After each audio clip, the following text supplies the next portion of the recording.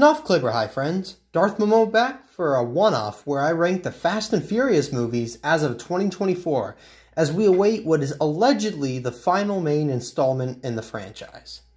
I'll try not to take up too much of your time, so let's begin. Worst to best, in my opinion, let's go. My least favorite was Tokyo Drift. Han was cool, otherwise the lack of the main characters severely hurts this one for me.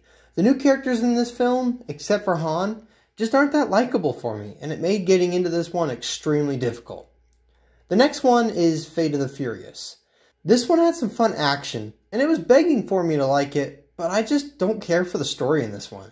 I didn't like making Dom an antagonist in most of the film, and the Shaw brothers helping the main crew at the end feels like a bit of a stretch. Next up is Fast and Furious 6.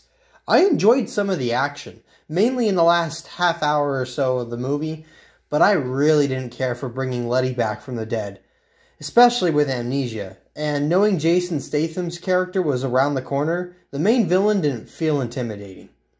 But I will say, the final scene where the film catches up to Tokyo Drift and Shaw kills Han was great and got me hyped to watch 7. After 6, I'm probably going to have to go with F9, The Fast Saga. The movie had some fun moments, and it was fun to dig into Dom's past, even if the plot was pretty predictable, but I will say, even though I didn't like them in 3, including the Tokyo Drift characters was pretty fun.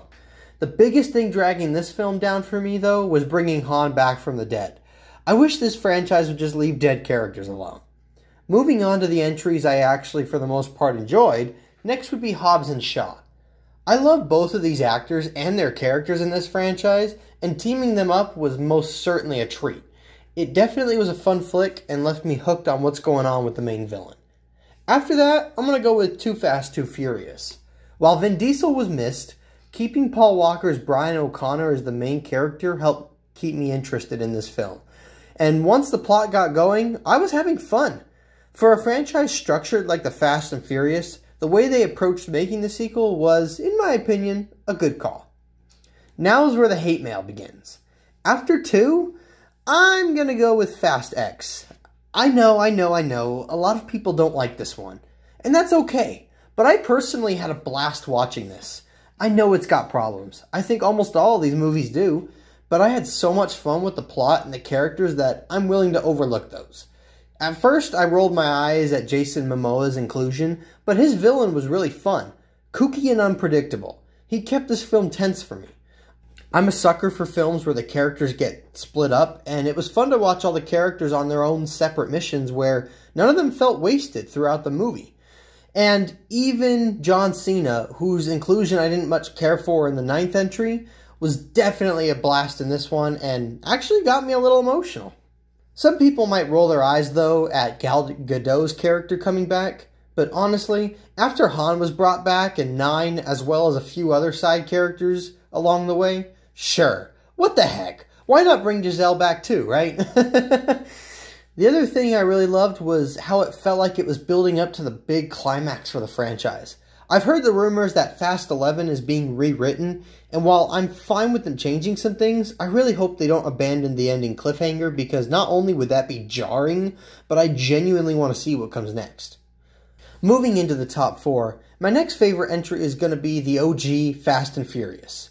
I know the critics ravaged it, but I don't really understand why. The characters are fun, it's a simple plot about street racers, and Vin Diesel and Paul Walker make this movie so much fun. My third most favorite is going to be Furious 7. Jason Statham's Shaw was a great villain, and the overall story was engaging. My only real complaint was that it felt like the whole idea of, oh, gotta go on a side quest to achieve the main goal. But overall, it was a good movie, and that final scene gets me every time. We'll tell you all about it when we see you again, Paul. My second favorite Fast and Furious movie was the 4th one. I know some people don't like it, at least as much as some of the other entries I've already listed, but after 2 movies without Vin Diesel, it was just great to have him back again with Paul Walker, and I really enjoyed the plot in this one, with the two of them working together but against each other, and having a love-hate relationship while doing it, until the end when Dom saves Brian, and he finally has to accept his punishment of prison, which leads to Brian breaking him out of jail. It was fun. But my favorite Fast and Furious film is, without a doubt, Fast 5. Honestly, as much as I love Furious 7, the franchise maybe should have ended here.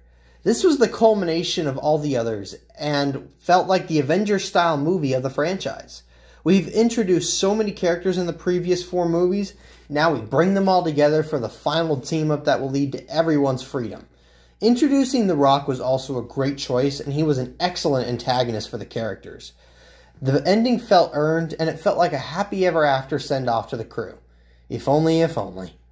Thanks for joining in. Let me know what you think of the Fast and Furious movies in the comments section below. And remember, live your life by a quarter mile at a time.